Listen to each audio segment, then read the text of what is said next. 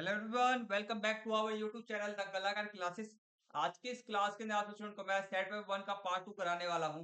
Set paper one के part one के अंदर मैं आप स्टूडेंट को मैंने सारे आपके इंपॉर्टेंट एमसी क्वेश्चन कंप्लीट करा दिए थे।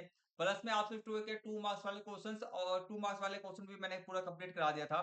ठीक है, तो आज की इस क्लास के अंदर आपके 3 मार्क्स वाले क्वेश्चन, आपके 4 मार्क्स वाले क्वेश्चन, ठीक है, 3 मार्क्स 4 5 वाले मार्क्स बचे हुए और आपके मैथ बचा पड़ा। तो आज की इस क्लास के अंदर मैं पूरा क्वेश्चन पेपर जो आपका आएगा डीओई का पूरा कंप्लीट आपको मैं कराने वाला हूँ। तो ये वाला जो क्लास है आप स्टूडेंट के लिए वेरी वेरी मोस्ट इंपोर्टेंट है, क्योंकि इसमें से जो आपके क्वेश्चन हैंगे, जो क्वेश्चन पेपर आपको मैं करा रहा हूँ, आपके इस वाले क्वेश्चन पेपर में से अधिकतर क्वेश्चन आपके डायरेक्ट आपके एग्जाम के अंदर में आ सकते हैं। सारे के सारे question very very most important है, प्रीवियस में आए हुए बार बार रिपीटेड होते आएंगे। तो ये सभी क्वेश्चन आपको मैं करा रहा हूँ जिनके आने की संभावना आपके एग्जाम के अंदर में बहुत ज्यादा है। ठीक है, तो इसलिए आपको मैं ये वाला क्वेश्चन पेपर करा रहा हूँ। आपको अपने क्वेश्चन पेपर का रूपरेखा देखना है, मतलब कि क्वेश्चन पेपर को देखना है कैसा दिखता है क्वेश्चन पेपर। आपका क्वेश्चन पेपर आसान आएगा, मुश्किल आएगा, आपने तैयारी कितना करे हो अपने सोशल साइंस के एग्जाम के लिए, आपकी तैयारी का लेवल कितना हैगा। ठीक है, सारे इंपॉर्टेंट क्वेश्चन जानना है तो ये वाला वीडियो आपके लिए। ठीक है, तो आपसे स्टूडेंट ये वीडियो जो है सही वीडियो देख रहे हो और आपको इस वाले वीडियो के माध्यम से 60 मार्क्स का क्वेश्चन पेपर होता है। तो आपको 60 में से 60 मार्क्स पक्के कराने के लिए आपसे स्टूडेंट को मैंने कई सारे में वीडियो बना रहा हूँ। तो इसलिए आपसे स्टूडेंट हमारे वीडियो को शुरू से एंड तक पूरा जरूर देखना, हर एक वीडियो को देखना। ठीक है, हर एक सब्जेक्ट का मैं आपका हर एक सब्जेक्ट के क्वेश्चन पेपर का वीडियो आपको लिए मैं बना रहा हूँ, ताकि आपके हर एक सब्जेक्ट के अंदर 60 में से 60 मार्क्स पूरे पक्के हो जाए। ठीक है, तो लेट्स डू इट, चलते हैं अपनी क्लास को शुरू करते हैं। तो देख सकते हो आप स्टूडेंट को मैंने सेट पेपर के अंदर में 2 मार्क्स वाले पूरा क्वेश्चन कंप्लीट करा दिया था और 1 मार्क्स मैंने पूरा कंप्लीट करा दिया। ठीक है, तो अब हमारा जो आगे क्वेश्चन है, मैं 3 मार्क्स वाले 5 मार्क्स वाले क्वेश्चन आएंगे, इसको कंप्लीट करना है, फिर आगे का मैप है इसको कंप्लीट करना है। ठीक है, चलो करते हैं। खंड का हमारा आएगा, खंड का 3 मार्क्स वाले सारे क्वेश्चन है हमारे, करते हैं।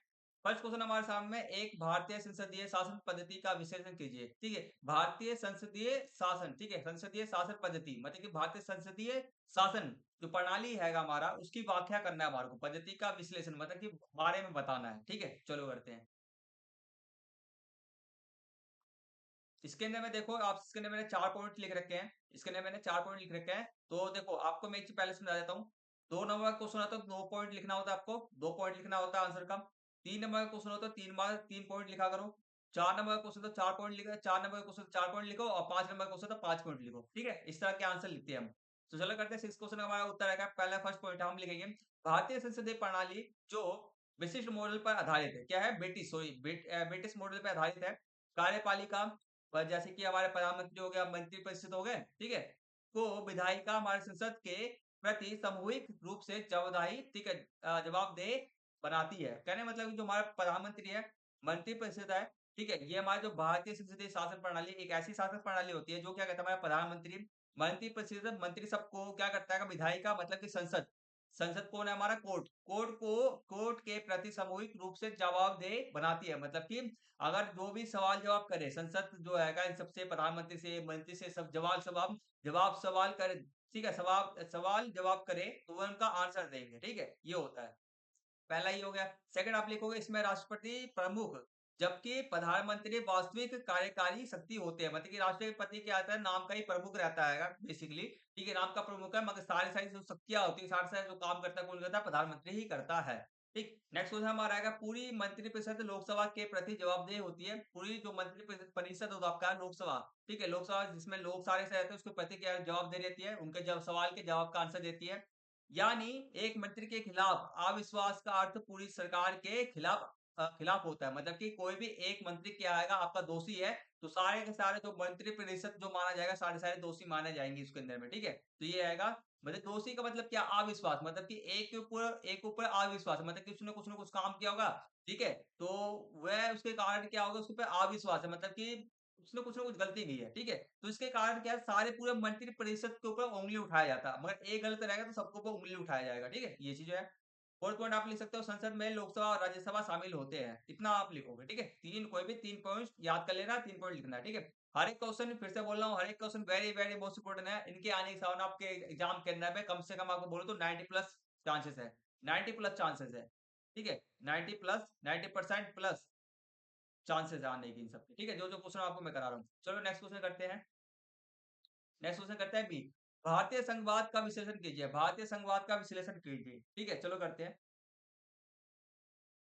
पहले तो संघवाद हमारा शब्द क्या है, पहले समझो भारतीय संघवाद एक राज्यों का समूह है। क्या हमारा है? भारतीय संघवाद क्या हमारा? एक राज्य का समूह है। इसका मतलब समझना, या कोई भी आपसे पूछे भारतीय संघवाद क्या है, तो बोलना राज्य का समूह है। ठीक है? इतना बोल देना। ठीक है? यहाँ वैसे तो यहाँ से लिखना, यहाँ से बोलना। कोई भी बोले ना भारतीय संघवाद या संघवाद के बारे में कोई परिभाषा आपसे पूछे तो इतना जवाब देना।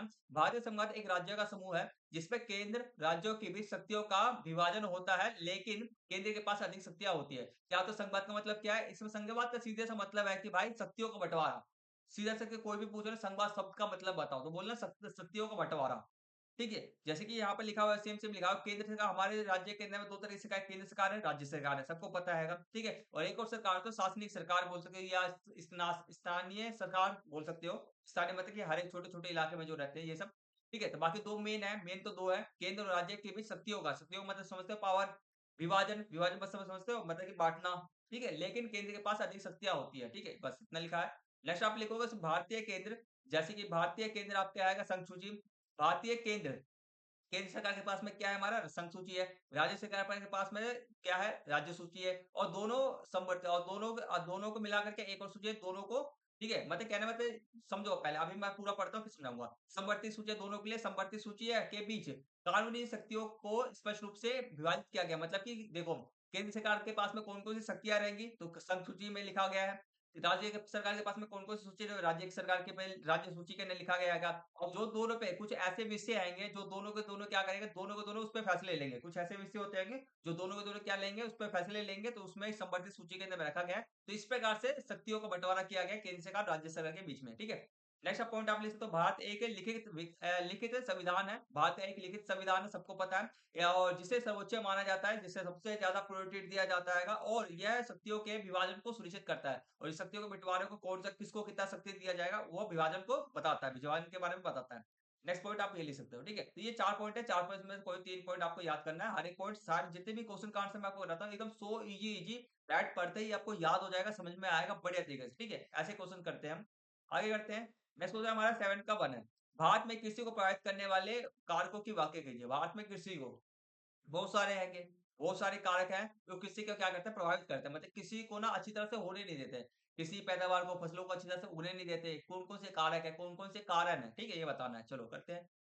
ठीक है, इससे पहले आपसे स्टूडेंट देखो, आपसे स्टूडेंट ने हमारे वीडियो को यहाँ तक देख लिया है, वीडियो को ज़्यादा से ज़्यादा लाइक करो, ठीक है? जहाँ से अभी तक वीडियो को लाइक नहीं किया, जहाँ से तो वीडियो को लाइक करो, ठीक है? वीडियो पे एक लास्ट के लिए कमेंट ज़रूर कर देना, या तो अभी कमेंट कर दो या लास्ट के लिए कमेंट ज़रूर कर देना, क्योंकि मैं आपके लिए इतना मेहनत कर रहा हूँ, आपके लिए वीडियो बना रहा हूँ, आपके लिए तैयारी ला के दे रहा हूँ, आपके मार्क्स को आपको मैं इंक्रीज़ करा रहा हूँ, आपके एग्ज़ाम के अंदर में बट्टे में से बट्टे मार्क्स कहने जो आपके आएँगे ही आएँगे, मैं आपको कह रहा हूँ आएँगे ही आएँगे, तो उसके लिए मैं आपके लिए मेहनत कर रहा हूँ। तो एक लाइक, कमेंट जो बनता ही है, और चैनल पे आप स्टूडेंट हैं तो चैनल को सब्सक्राइब करो, बेल आइकन बटन को ऑल पे सेट कर लेना, क्योंकि मैं आपको और भी सब्जेक्ट के आपके क्वेश्चन पेपर का वीडियो आपको मैं बना के दूँगा। नेक्स्ट क्लास में आप अगली क्लास में जाऊँगा, 9th क्लास में, तो भी मैं आपको पढ़ाऊँगा। तो इसलिए सब्सक्राइब करिएगा। आगे करते हैं, फर्स्ट क्वेश्चन हमारा, चलो करते हैं। सेकंड क्वेश्चन लास्ट सेकंड है। नेक्स्ट क्वेश्चन हमारा आएगा ये। देखो कृषि को प्रभावित करने वाले 2 कारक हैं हमारे, ठीक है? कृषि को प्रभावित करने वाले कितने कारक हैं हमारे? 2 कारक हैं। तो हमारे कारकों की व्याख्या करना है, करते हैं। ठीक है? तो हमारे किसी को प्रभावित करने वाले 2 तरह के कारक होते हैं। एक तो पहला होता है हमारा भौतिक कारक होता है, एक मानवीय कारक होता है। ठीक है? भौतिक कारक के अंदर मैंने 2 कारक लिख रखे हैं, और मानवीय कारक के अंदर मैंने 2 कारक लिख रखे हैं। ठीक है? तो आपको कितने टोटल लिखने के कितने पॉइंट है? 3 पॉइंट लिखने हैं। ठीक है? ध्यान रखना है। या तो ऊपर वाले में से दोनों के दोनों पॉइंट याद कर लो, नीचे वाले में 1 याद कर लेना, या तो ऊपर वाले में से 1 पॉइंट याद कर लेना, नीचे वाले के 2 पॉइंट याद कर लेना। तो कुल मिला के आपको 3 पॉइंट ही लिखना है। ठीक है? करते हैं फर्स्ट हमारा भू-आकृति। भारतीय कृषि व्यवस्था को प्रभावित करना है भू-आकृति। भू-आकृति जानते हो, किसी जगह पे देखो समतल मैदान कृषि के लिए आदर्श होते हैं। मतलब समतल मैदान तो प्लेन वाले जो मैदान होते हैं कि वहाँ पे कृषि जो होता है बहुत बढ़िया हो सकता है। जबकि ये पहाड़ी क्षेत्रों में सीढ़ीदार खेती होती है। जबकि पहाड़ी क्षेत्र में क्या होता है, सीढ़ीदार खेती, वहाँ पे जो कृषि कर पाना ना बहुत ज़्यादा मुश्किल हो जाता है। ठीक है? ये चीज़ कहा जा रहा है। नेक्स्ट आपका है मिट्टी। मिट्टी के भी देखो अलग, देखो हमारे जैसे कि हमारा वो पंजाब हो गया, हरियाणा हो गया, उत्तर प्रदेश हो गया, बिहार हो गया। वहाँ की जो मिट्टी है ना एकदम उर्वरता वाली है, बहुत जलोढ़ मिट्टी है, बहुत ज़्यादा उपजाऊ मिट्टी है। ठीक है? बाकी आप जैसे कि राजस्थान में चले जाओगे, मध्य प्रदेश में चले जाओगे, ठीक है? अपना उत्तराखंड में चले जाओगे, हिमाचल प्रदेश में चले जाओगे, ठीक है? वहाँ से की मिट्टी ना सही नहीं है, ठीक है? जिसके कारण वहाँ का पैदावार जो होता है ना फसलों का उगाना वह कम हो जाता है, ठीक है? देखो तो मिट्टी का प्रकार, उसकी उर्वरता और नमी बनाए रखने की क्षमता फसलों की वृद्धि और उत्पादकता को प्रभावित करती है। मतलब कि फसलों को ज़्यादा उगाएगा, ज़्यादा से ज़्यादा पैदावार हम ज़्यादा क्वांटिटी में उगा पाएँगे, ये सब चीज़ें, ठीक है? नेक्स्ट बढ़ते हैं मानवीय कारक में आते हैं सिंचाई, ठीक है? तो देखो नहरों और भूजल के माध्यम से सिंचाई का विस्तार मानसूनी ठीक है मानसून पर निर्भरता को कम करता है। अब देखो मानसून पे अधिकतर जो फसलें होता है पहले जमाने पे हम क्या करा करते थे मानसून पे निर्भर करते थे। बारिश होगी तो हमारा फसल सही से उग पाएगा, बारिश नहीं होगी तो हमारा फसल सही से नहीं उग पाएगा, ठीक है? तो अब हमने क्या करा है नहरों को हो गया भूजल के माध्यम से हमने क्या किया सिंचाई का विस्तार किया है, ठीक है? नहरों को हमने क्या कर दिया अपने खेतों के साथ में जोड़ दिया है। तो ये इसके कारण हमारे क्या है कृषि का क्या होता है हमारा कृषि का पैदावार बढ़ता है, प्रभावित होता है, आगे बढ़ता रहेगा, ठीक है? ये चीज़। इससे मतलब कि प्रभावित नहीं होता मानवीय कार्य इससे क्या होता है निर्भरता को हमें क्या कम करते हैं, इसमें फ़ायदा हो रहा है हमारा, ठीक है? तो इस तरह से हम क्या कर सकते हैं किसी को बढ़ा भी सकते हैं, तो बढ़ाने वाला पॉइंट भी हम इसमें लिख सकते हैं, ठीक है? आगे आता है प्रौद्योगिकी, ठीक है? प्रौद्योगिकी में टेक्नोलॉजी सब जानते हैं, ऊर्जा, ठीक है? उच्च उपजा ज वाले बीज, ठीक है? बीज किस्मों, उर्वरकों, कीटनाशकों, कृषि मशीनों का उपयोग उपयोग उत्पादकता बढ़ा सकता है, ठीक है? तो ये चीज़ रहेगा, अगर हम प्रौद्योगिकी की अधिक से अधिक टेक्नोलॉजी का यूज़ करेंगे कृषि के अंदर में, तो हमारा अपना पैदावार को उत्पादकता को कृषि को हम क्या कर सकते हैं, बढ़ा सकते हैं, अपने फसलों को बढ़ा सकते हैं। तो ये सब आप लिखोगे। नेक्स्ट हमारा स्थानांतरित कृषि की विशेषता की व्याख्या कीजिए। स्थानांतरित कृषि जानते हो? स्थानांतरित कृषि कहते हैं। चलो, तो इसके 4 पॉइंट है, कोई भी 3 पॉइंट लिखना। पहला पॉइंट है, यह एक आदमी ठीक है, आदिम कृषि पद्धति है। मैं पुराने ज़माने के लोग करा करते थे, बहुत पुराने ज़माने के लोग, शुरुआती लोग नहीं थे। शुरुआती लोग नहीं है, बस ज़्यादा थोड़े से मतलब एक लगभग मान लो 50-100 साल पहले, 50-100 साल या 150-200 साल के आसपास के पहले की बात है, जिसमें वनों को काट कर और फिर उसे जलाकर राख को उर्वरक के रूप में उपयोग किया जाता था। सेकंड पॉइंट आप लिखो 1-2 वर्ष खेत के बाद खेती करने के बाद मिट्टी की उर्वरता कम होने पर स्थान छोड़कर नए भूमि में चले जाते दूसरे स्थान पर चले जाते थे। तीसरा आप लिखोगे इस प्रणाली में एक साथ कई तरह के फसलें उगाई जाती है जैसे कि चावल, मक्का, कद्दू, बाजरा ये सब। चौथा आपका ये है, ठीक है? तो कोई भी 3 पॉइंट्स याद कर लेना। नेक्स्ट पॉइंट बढ़ते हैं हमारा नेक्स्ट पॉइंट हमारा आएगा गाँव, ठीक है? 5 वाले क्वेश्चन्स हैं, सारे इंपोर्टेंट क्वेश्चन्स हैं, ठीक है? जनसंख्या वितरण को प्रभावित करने वाले 5 कारकों की व्याख्या कीजिए। जनसंख्या वितरण किसी स्थान पे ज़्यादा लोग रहते हैं, किसी स्थान पे कम लोग रहते हैं। जैसे कि मैं आपको बोलता हूँ, बिहार हो गया, उत्तर प्रदेश में जनसंख्या सबसे ज़्यादा है। उत्तर प्रदेश सबसे ज़्यादा नंबर 1 पे आता है हमारा राज्य के अपने भारत के अंदर में सबसे ज़्यादा जनसंख्या किस राज्य की है? उत्तर प्रदेश की है, ठीक है? और उसी बार मैं बोलूँ भाई राजस्थान इतना बड़ा क्षेत्र है, तो राजस्थान की सबसे जनसंख्या क्यों नहीं है? जानते हो सबसे बड़ा जो हमारा राज्य आएगा भारत में कौन-सा है? राजस्थान आएगा। तो राजस्थान के पास में जनसंख्या ज़्यादा क्यों नहीं है? उत्तर प्रदेश में क्यों जनसंख्या ज़्यादा है?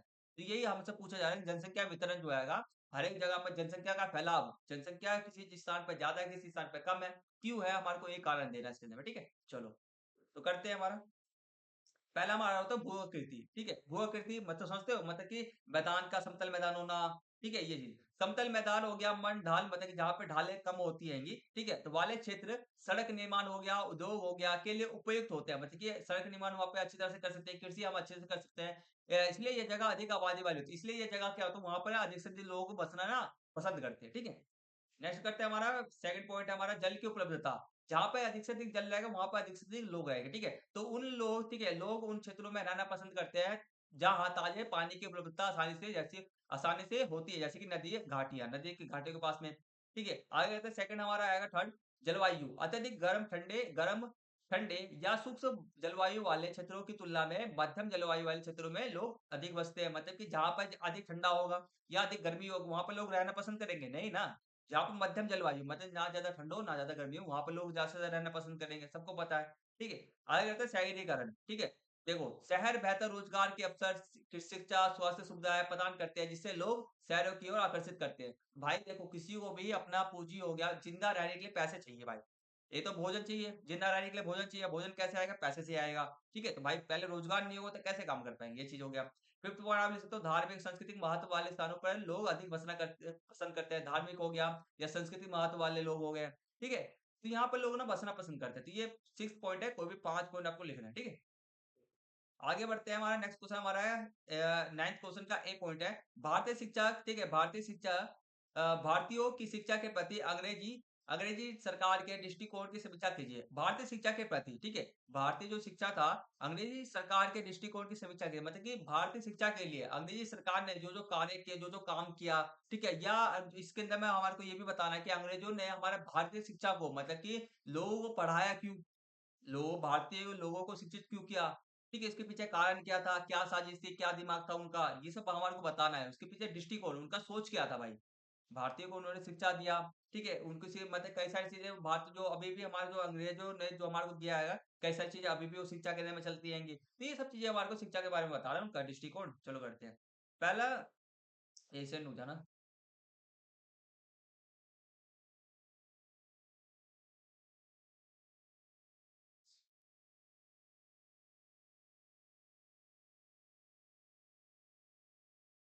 इसका आंसर शायद लिखा नहीं है यार मैंने। इसका आंसर लिखा नहीं है मैंने। चलो मैं कुछ तो 2-4 मुँह से बता देता हूँ आपको मैं। 2-4 मैं मुँह से बता देता हूँ, इसका आंसर मैंने लिखा नहीं है। ठीक है? देखो, पहले तो क्या है हमारा भारतीय शिक्षा के पहले जो अंग्रेजी लोग थे ना, भारतीय को इसके ना पॉइंट कई सारे पॉइंट आप लिख दो, मैं कई सारे पॉइंट आपको बोलते चल रहा हूँ, ठीक है? पहला पॉइंट आपको बताऊँ, भारतीय लोगों ने देखो अंग्रेजों ने क्या करा, भारतीय लोगों को शिक्षित इसलिए किया ताकि वह उनके लिए क्या कर सके, उनके लिए काम कर सके। उनके जो जैसे कि छोटे-मोटे काम सब होते हैं, दस्तावेज़ सँभालने वाले काम सब होते हैंगे, कौन-सा मतलब कौन-सा सामान कहाँ पर जा रहा है, कहाँ पे कौन-सा सामान नहीं जा रहा है, तो हर एक चीज़ों को लेखा-जोखा करने के लिए, ठीक है? क्लर्क का काम करने के लिए, ठीक है? इसलिए उन्होंने भारतीय शिक्षा पे क्या करा, काम किया, ठीक है? और उनके जैसे कि जो अंग्रेज थे इंग्लिश बोला करते थे, इसलिए इंग्लिश उनको इसलिए पढ़ाया गया कि ताकि उनके जो काम के अंदर में देखो, किसी को भी ना जैसे कि काम अपना लोगों को देखो कोई भी किसी को भी काम कराने के लिए, ठीक है? किसी को काम मज़दूरों की ज़रूरत पड़ती है, तो उन्होंने मज़दूरों को जैसे कि भारतीय लोगों को क्या करा शिक्षित करा, ठीक है? शिक्षित करा, उनको अंग्रेजी सिखाई हर एक काम को सिखाया, जिससे कि उनके काम के अंदर में खुद के काम के अंदर में बढ़ोतरी हो सके, वो अपने काम को क्या कर सके वे अधिक से अधिक फैला सके, दूर-दराज तक दे जगहों तक ले जा सके। तो ये सब पॉइंट्स को आप लिख सकते हो, कई सारे पॉइंट्स रहेंगे इसमें आप इस वाले पॉइंट्स को लिख सकते हो, ठीक है? बाकी इसका जो आंसर आएगा कब दूँगा मैं आपको। देखो ये हमारा सेट 1 है, क्या है हमारा सेट 1 का पार्ट 2 है ना, तो आपको मैं जो सेट 2 कराऊँगा मैं तो क्वेश्चन पेपर संख्या 2 कराऊँगा, इसका आंसर मैं डिटेल में लिख करके आपको मैं दे दूँगा वहाँ पे, ठीक है? चलो, तो अभी इसका ठीक है? इसका यहाँ पे आंसर अभी हम छोड़ देते हैं। ठीक है? वैसे इंपॉर्टेंट क्वेश्चन है, हर एक क्वेश्चन की प्रैक्टिस करना आपको। आगे की बात करते हैं रवींद्रनाथ टैगोर भारतीयों के लिए किस प्रकार की शिक्षा के पक्षधर थे? रवींद्रनाथ टैगोर जी जो थे हमारे भारतीय के लोगों के लिए किस प्रकार के शिक्षा के पक्षधर थे? मतलब कि कौन-सी शिक्षा वह चाहते थे? किस प्रकार की शिक्षा भारतीय लोगों को मिले वह चाहते थे? तो हमारे को बताना है। चलो करते हैं। पहले जो फर्स्ट हमारा आएगा रवींद्रनाथ टैगोर ने एक ऐसी शिक्षा प्रणाली की कल्पना की थी जो व्यक्ति के संपूर्ण विकास पर केंद्रित थी। मतलब संपूर्ण विकास मतलब कि वह ऐसी शासन प्रणाली चाहते थे कि जिससे कि व्यक्ति का ना संपूर्ण विकास हो, संपूर्ण विकास, मानसिक स्वास्थ्य, सामाजिक सभी विकास हो, जिसमें शारीरिक, भावनात्मक हो गया, भौतिक वही शारीरिक, मानसिक हो गया, शारीरिक हो गया, भौतिक, मानसिक हो गया और शारीरिक, मानसिक, सामाजिक भी समझ सकते हैं कि भावनात्मक, सामाजिक भी आ सकता है, ठीक है? के विकास पर बल दिया उन्होंने। सेकंड आप लिख सकते हो वह शिक्षा को भारतीय संस्कृति पर आधारित करना चाहते थे और शिक्षा के माध्यम के रूप में उन्होंने मातृभाषा का समर्थन किया। वह क्या चाहते थे भारतीय संस्कृति पर आधारित हो, भारतीय संस्कृति मतलब कि ये जो ब्रिटिश हमारे जो शिक्षा जो छोड़ के गए थे ना हमारे भारत देश के अंदर में शिक्षा, ब्रिटिश जो शिक्षा थी, उसको छोड़ हटा करके अपना खुद की शिक्षा हो हमारा, ठीक है? भारतीय संस्कृति पर आधारित शिक्षा हो, ठीक है? तो शिक्षा के माध्यम के रूप में उन्होंने मातृभाषा और ये जो हमारी हिंदी भाषा थी, उन्होंने हिंदी भाषा को जोड़ दिया, ठीक है? अपनी हिंदी भाषा को सबके सब पढ़ेंगे इस चीज़ पे।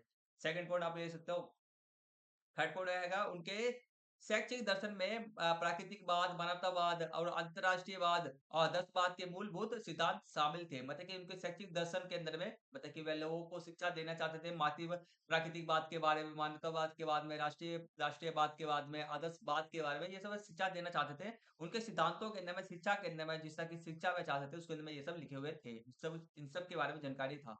नेक्स्ट हमारा आएगा उन्होंने पारंपरिक रटने की पद्धति से परे मतलब कि हर कोई रटेगा नहीं भाई, रटना नहीं है। पढ़ाई को रटने वाली चीज़ें नहीं है, ठीक है? रचनात्मक और स्वतंत्रता बच्चों की स्वाभाविक जिज्ञासा को बढ़ावा देने का लक्ष्य रखा।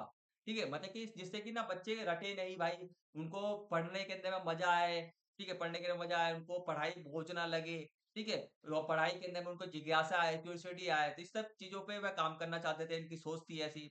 आगे करते हैं नेक्स्ट पॉइंट आप लिख सकते हो इन्होंने संगीत, अभिनय, कला, नृत्य को भी शिक्षा का महत्वपूर्ण हिस्सा माना मतलब कि संगीत अपना शिक्षा के साथ में हमारे को संगीत, अभिनय, ठीक है? अभिनय, कला, नृत्य इस सब को भी जोड़ना चाहिए हमारे को, ठीक है? ये सभी बच्चों को सिखाना चाहिए।